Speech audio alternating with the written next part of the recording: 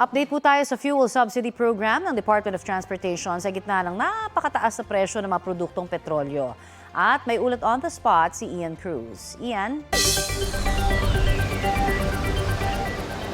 Yes, Connie, pinangunahan nga ni Pangulong Bongbong Marcos ang pagbibigay ng fuel subsidy dito sa PITX kanina. Connie, tiga 10,000 pesos ang nakuha ng mga operator para nga sa bawat unit ng kanilang mga bus. Paraan daw ito para matulungan ang mga bus operators na nahihirapan na sa tindi ng taas ng presyo ng langis. Paraan din daw ito ay sa Pangulo para matulungan din ang mga commuter para hindi na mag-alala na may magtataas ng pamasahe. Una nang sinuspindi ng Pangulo ang fare hike sa public utility vehicles. Ayon sa Pangulo, kailangan ng pagtutulungan ng private and public sectors para sa kapakanan ng lahat.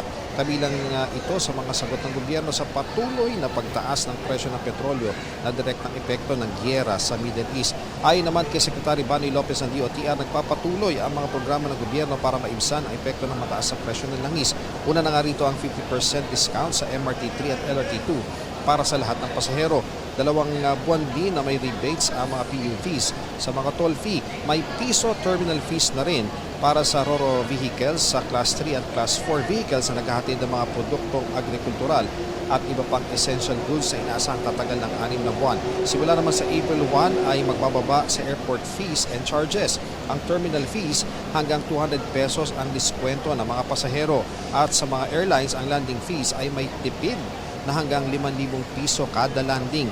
Ngayong araw nga, Connie, ang simula ng fuel subsidy program ng DOTR na may pondong 2.5 billion pesos. Nasa 245,066 ang driver beneficiaries. Nasa mahigit 1 million units naman ng PUV operators ang makikinabang dito. Maaring padaanin sa fuel cards, bank transfer, e-wallet, cash o check payment ang pagbibigay ng payout.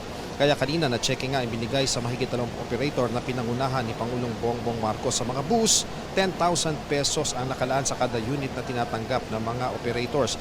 5,000 pesos naman ang ibibigay sa mga tsuper na padaraanin sa e-wallet o cash payments. Ganito rin ang subsidy sa P2P bus operators at drivers, pati na rin sa modern UV Express operators at drivers. Ang minibus operators may 9,000 pesos kada unit ng bus at 5,000 sa mga tsuper. Ang school transport operators may 5,000 sa bawat unit nila at 5,000 din para sa kanilang tsuper.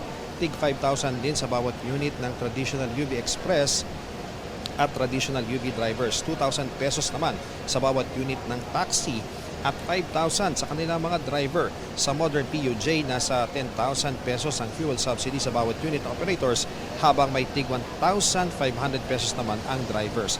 5,000 naman ang para sa bawat unit ng traditional jeepneys at 1,500 naman sa driver. Ganito rin pati na sa hanay ng PhilCab. Sa TNVS, ang operators at drivers ay makatatanggap ng 1,500 fuel subsidy.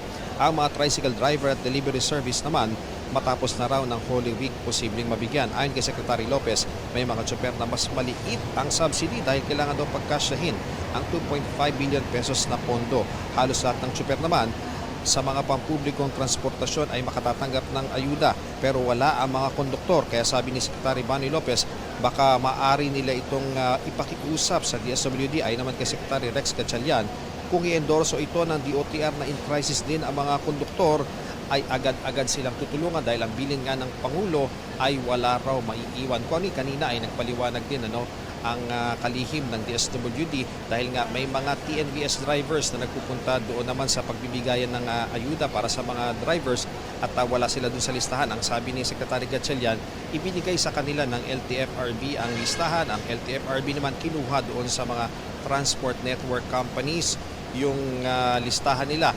Kaya ngayon, Connie, pinamamadali talaga ng LTFRB doon sa mga TNCs na lahat na ng kanilang mga drivers na TNVS ay isumite ang pangalan sa kanila, maging sila yung regular na bumabiyahe doon sa mga TNVS o yung mga temporary o yung nagpa-part-time doon, para lahat daw talaga ay mabibigyan ng tulong habang tumataas pa rin ang presyo ng produktong petrolyo. Balik sa iyo, Connie. Ian, may mga natanggap daw na ulat si Secretary Gatchalian ng mga TNVS driver na wala sa listahan. Ano ang paliwanag dito?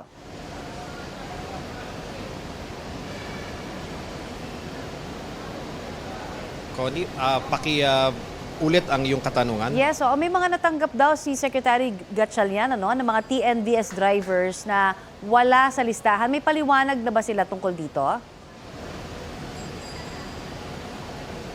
Yes, Connie, ang sinasabi talaga ng DSWD, kinuha lang nila ang kanilang mga listahan mula sa LTFRB. Ang LTFRB naman, ang sinasabi, tinanggap lamang nila ito mula doon sa mga TNCs o yung mga namamahala ng mga TNVS drivers.